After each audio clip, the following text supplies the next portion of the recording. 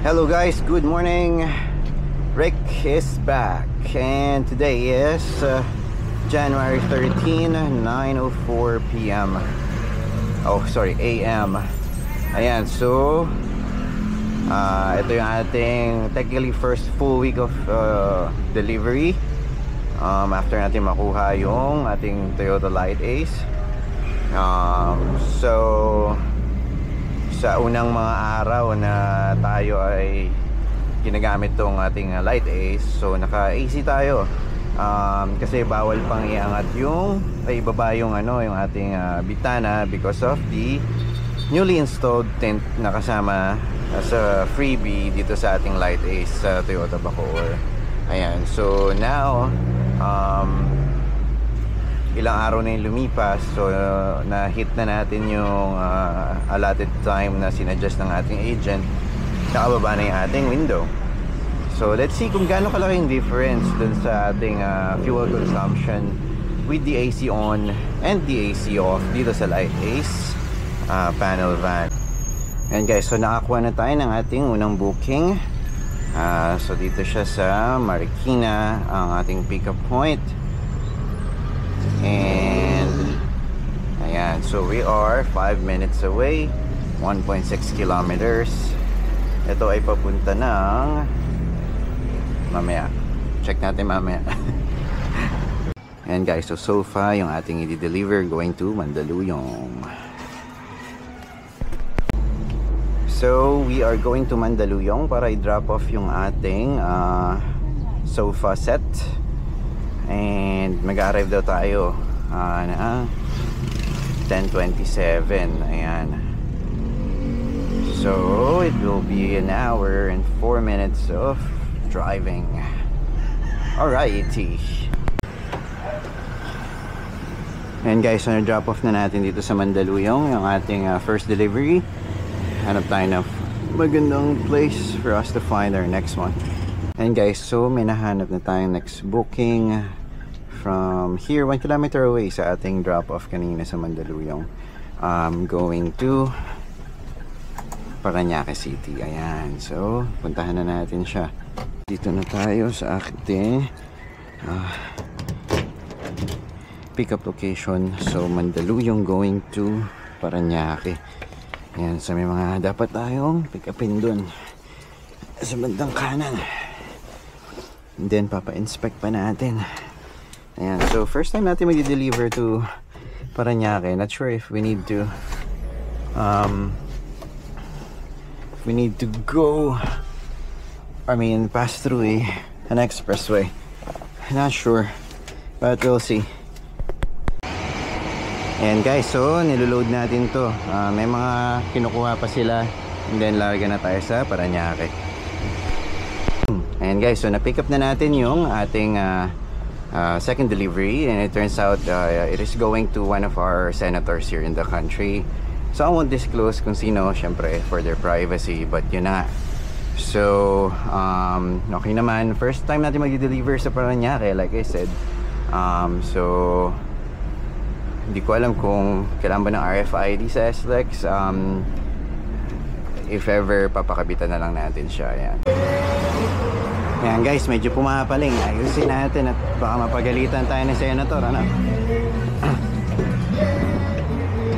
Aha. Just in case bumaksak siya rito, may sasalo sa kanya. Ayan. Alright. Okay na to. Ayan guys, so nandito na tayo sa may Parañaque. 18 minutes away, 4 kilometers away para sa ating drop-off point. Ating client ay isang senator. Syempre, hindi natin di-disclose kung anong pangalan for their privacy. Liver lover boy. And yun, so ayan, so medyo maulan. And na-testing din natin yung wiper. Hindi natin ito na-testing din sa casa. But it is working. And guys, so na-drop off na natin yung ating mga roofing materials kay Senator. Ayan, and okay ang transaction. Siyempre, we respected their privacy rin. So, hindi natin dinocument yung pag-unload. Ayan. But, we're all good. Tapos na yung ating second booking. Nakakadalawa na tayo for today. So, magla-lunch break lang tayo kasi today is already 12:54, 1 PM na.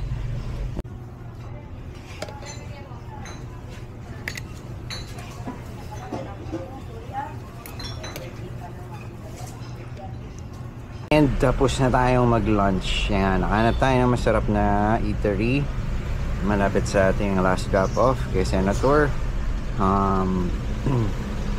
Ayan, so ngayon balik tayo sa kalsada. And hanap tayo ng third booking for today. Time check, 1:17 pa lang. And guys, so third booking, Parañaque to La Loma. Meron tayong abono service.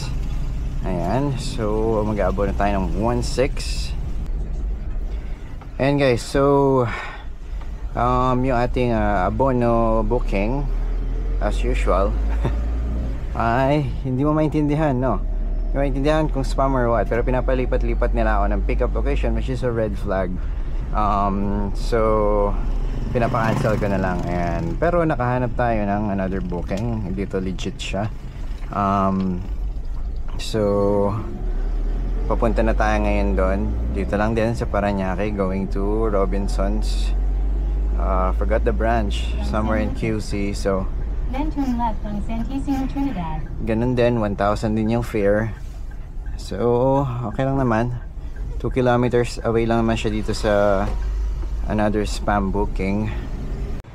And guys, so nandito tayo sa pickup location sa Parañaque, going to Robinsons Retail sa may Quezon City. Ayan, so waiting tayo na ating turn since meron pang load ng another Lalamove na pickup.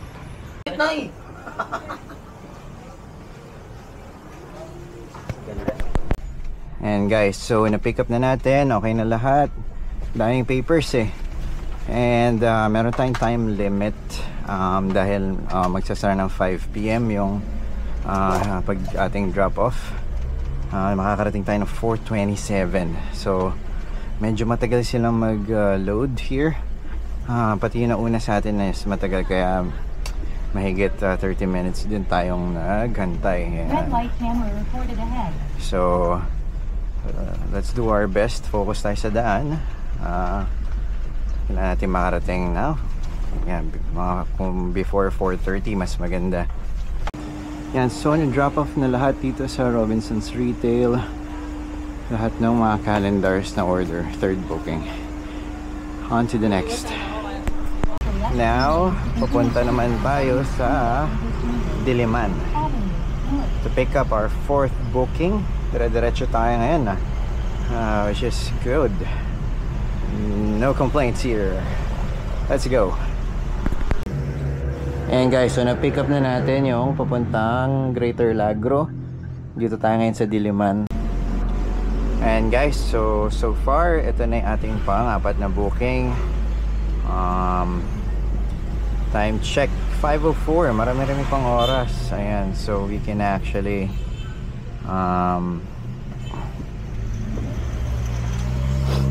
ayan, sorry nawala ako guys. Ayan, so marami pa tayong oras. Dadating tayo na 6:09. Dito na tayo magdi-dinner sa road. We have this Julie's. Since bata pa ako, favorite ko na yung mga tinapay sa Julie's. Julie's, baka naman. Ayan, so nandito na tayo sa AFNI Building, SM City Fairview, pa-drop off. Itong mga to, ayan, mga eggs and I don't know what else, basta food items siya.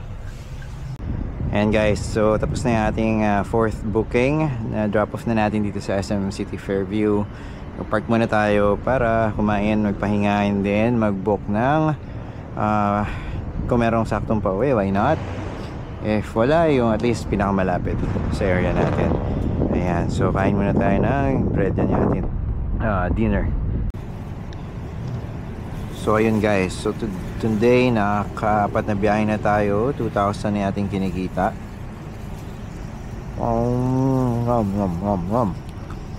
Sarap. And technically 6 deliveries yung target natin per day.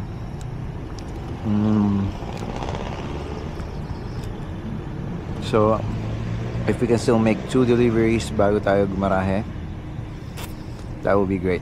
If not, kung may isa, pwede na yun, 5.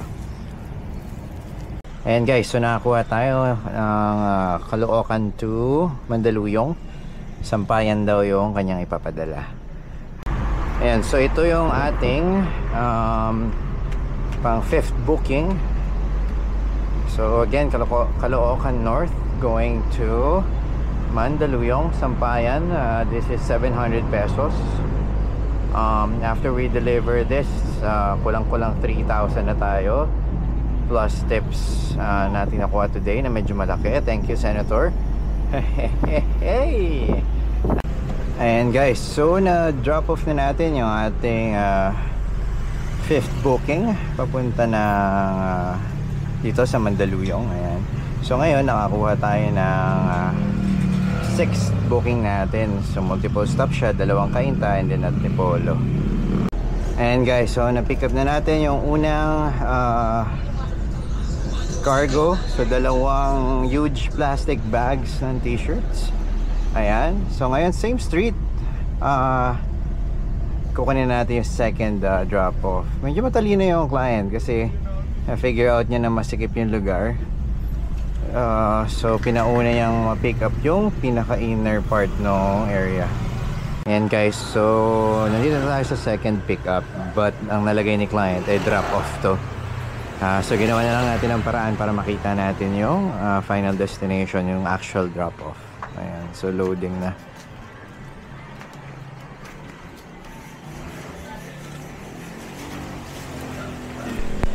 Ayan guys, so nakarating na tayo sa drop off and binababa na. Ayan guys, so nakapagpa-fuel na tayo, full tank na ulit. At ang nakonsumo natin ay 980. So kumita tayo today ng 2,959 minus 980. Kaya na mag-compute. So may mga tips din tayo, pero sa ngayon ang talagang natatandaan ko lang yung tip ni Senator na 400 pesos. So technically kumita tayo ng almost 3,400.